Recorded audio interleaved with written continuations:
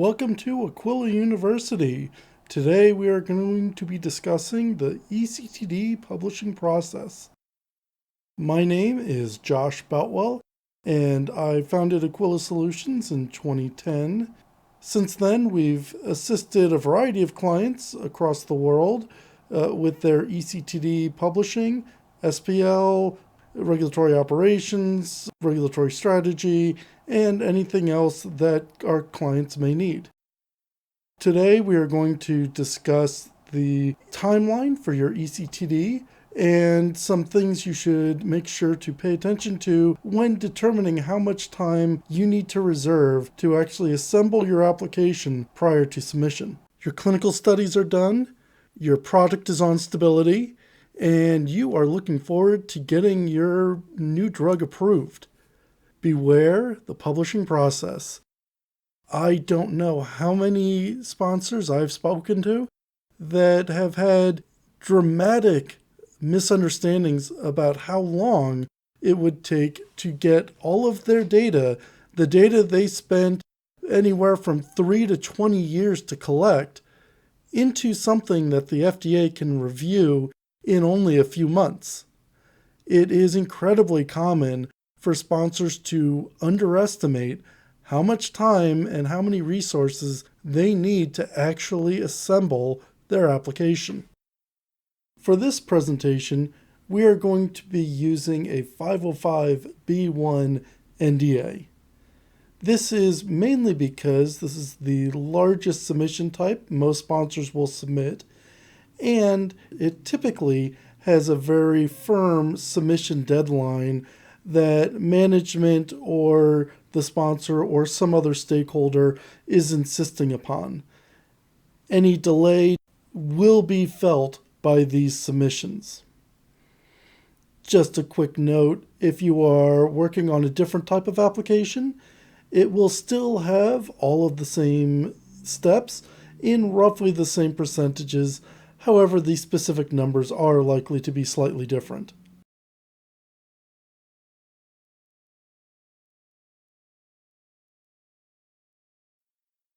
If you are new to this industry, you may not have heard of eCTD. This is the format that the FDA requires if you want to get an NDA, an ANDA, or a BLA. It is an international standard developed in the early 2000s and has replaced essentially all other standards for submitting clinical data to your application. An eCTD is primarily a backbone connecting PDF documents with a formal folder structure and naming scheme. This backbone is in the language of XML, or Extendable Markup Language, which is a language you might see in your web browser. The backbone provides details about the specific documents, as well as providing the location of those documents in the folder structure. The PDF documents contain the actual information you're submitting and are connected to each other and even previous submissions through links and bookmarks. Altogether, this allows the FDA to take your submission and review it easily because they know where everything is supposed to be and where to look for things, and it allows you to tell a consistent story about your application for your reviewers. Now that we know what an eCTD is, what do you need to actually create one? Aquila has worked with dozens of clients and thousands of projects, and we found that the basic requirements boil down to the following 5 items. First, you need some sort of publishing system. This could be a purchase system, or it could be an outsourcing partner like Aquila that can provide the support for you. It is possible to create eCTDs using nothing more than Notepad and a PDF editor, but it takes a lot of experience, and most people will find that very, very difficult. So, if you want to publish in-house, you will need some sort of publishing system. If you are using an outsourcing partner, generally the partner will provide everything else on this list. After the publishing system, you need some PDF tools. These are tools that allow you to do advanced manipulation on PDFs in order to create the links and bookmarks and to clean the documents effectively and efficiently, ranging from a few $100s per person for basic tools up through $3,000 to $5,000 per person for the more comprehensive tools. Next, you will need an eCTD validator. This is a software program that goes through your submission and ensures that you have met all of the technical requirements for submitting a compliant eCTD. For instance, all of the documents are in the right version. All of the links are actually valid. The documents open the correct way. They're named the correct way. Things along these lines. Aquila actually recommends that you have 2 validators. Since each validator is its own software and will do work slightly differently, having 2 validators provides that extra level of insurance against a non-compliant eCTD. Next, you will need a manager-level RegOps publisher. This is someone with at least 3 and preferably 5 years of experience creating and submitting and honestly managing eCTDs for your region. This is a person that understands the requirements and the technical limitations of eCTD, and it is their responsibility to ensure that the application is assembled correctly, that anything that is submitted integrates well with what has been submitted before, as well as avoiding any issues that may come up in the future. And they typically function as the project manager for the publishing project. Finally, since the eCTD publishing task takes a lot of time, you need more than one publisher. We recommend having additional associate level publishers. You will need at least one, but preferably more, to handle the document level publishing and remediation work. These people are typically have about 6 months to a year of experience, and their responsibility is to take the document, clean it, and remediate it as necessary, and to conduct QC on each other and on the manager's work. Obviously, you have to have at least one so that the manager has someone who can QC their work and the associate can be QC'd by the manager. But for larger projects, you really want to have several associates or higher working on your documents to be able to process them in a timely manner.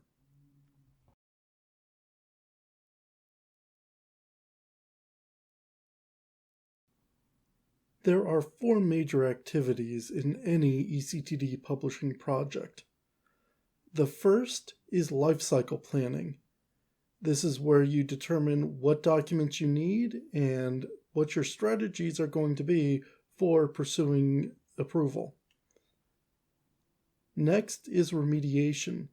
This is the document level processing where you clean the documents, you get them into the correct format, and you provide all the bookmarking and linking. Third is quality control, where you are ensuring that everything you have is exactly what you want. Finally, project management is the task where you manage the project as a whole, as well as take into account any technical things like file transfers or any other issues that you may run across. Life cycle planning takes approximately 5% of the total time. In this process, you are first determining the eCTD plan. This means the documents you intend to create, the content you need, any study reports, any stability studies, validation. All of this is determined in your eCTD plan. Next, using the plan, you create an outline of the backbone. Aquila usually uses an Excel file, however, there are a variety of techniques you can use. Finally, we use the outline to create the XML and file system for the final eCTD. Remediation is the largest single group of tasks that you will do for your application. This takes approximately 70% of the total time. This is where you are manipulating your individual documents, you are cleaning them, you are making sure they display correctly, and you are adding in all your bookmarks and links and connecting everything together. At Aquila, we break the remediation into 3 primary steps. Stage 1 is internal processing. This is where we are working with the content of a specific document. We are cleaning it, we're making sure everything displays correctly, we are executing an optical character recognition, we are adding bookmarks, and we are adding any links that are necessary. This is just inside individual documents. In stage 2, we take the documents and ensure that they match the eCTD design for the backbone. We will take documents and split them apart as needed. We will get them into the correct folder structure with the correct name, and we'll apply the headers and footers. This is also where we provide all the external linking required to connect the content of the document from one PDF to another. Finally, in stage 3, we verify that all the external links are placed and linked correctly. We convert all the PDFs to the correct version. We update any links or anything like that to a relative target as opposed to a hard target.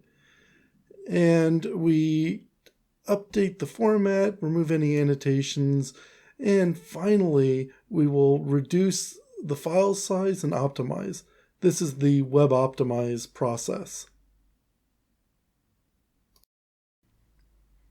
You should expect the QC process to take about 15% of the total time. During this process, you will verify the content, as in you will ensure the documents that are actually in the application are the ones you intended to be there. You will check for header collisions. When headers are added to documents, sometimes they can obscure the content. You need to verify that this hasn't happened. During this process, you need to check every single link and bookmark. Everything needs to be clicked on, and you need to make sure the links are valid and that they go to the right place. While doing this, you'll want to keep an eye out for anything that was missed during the linking process. And finally, you want to use the 2 validation programs that we spoke about earlier to ensure that your application is technically correct and will pass validation at the FDA or other region that you are submitting it to. Finally, there's the project management. Just like any large project, you need to have someone who is monitoring the process of the project and ensuring all the milestones and timeframes are met. This typically takes about 10% of the overall project time. The reason it is so relatively high is we also include other activities that are not strictly project management. For instance, file transfer time. Some of these applications can be 10, 20 plus gigabytes. It typically takes 6 file transfers to properly remediate and QC a submission. So when you have 20 gigabytes that you need to transfer 6 or even more times within a few days' time to meet your timeline, that starts to get very difficult. Finally, the project manager is in charge of running the meetings, managing the document tracking, and balancing all the resources.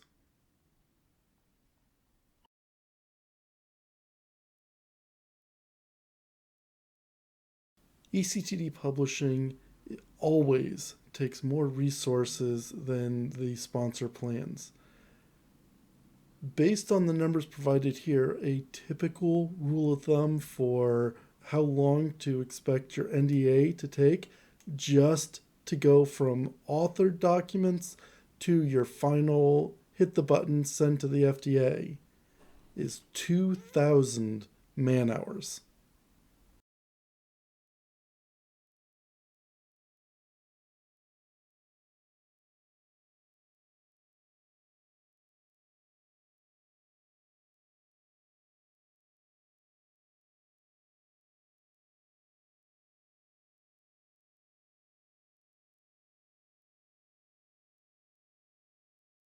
The 505b1 applications that we've been talking about typically are at least 100,000 pages and 300 or more documents. Aquila tries to have a 4-month publishing project for these types of applications.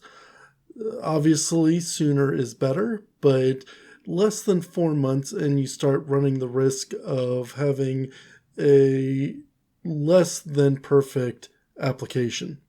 With 4 months, you can have enough time to process all of your documents and get all the major documents in place ready for a QC time of about 2 weeks. In our experience, this is really the minimum you should plan for if you want to have a well-assembled and properly QC'd application.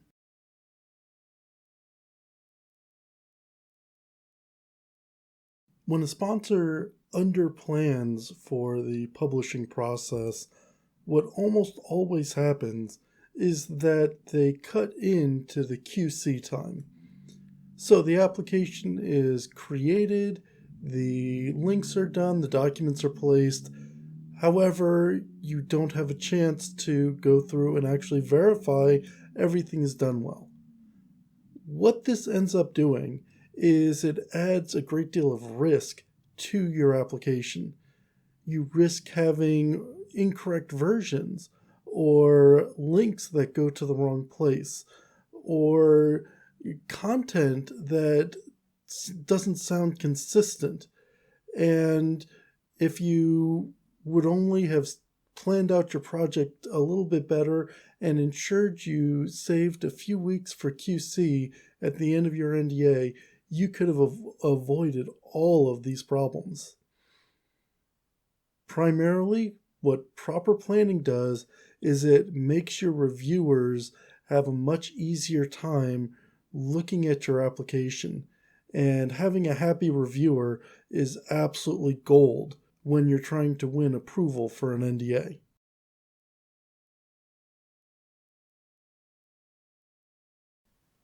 Your smaller daily submissions are going to be very similar to your large B1s and B2s. The primary difference is, of course, scale. A daily submission can be as little as 5 pages and sometimes up to about 300 pages, depending on what you're actually submitting. For these small submissions, you don't need nearly as much project management because, well, just they're smaller. You should expect a daily submission to be completed by the next day. If it's not, you need to seriously look at the method you're using to publish these submissions.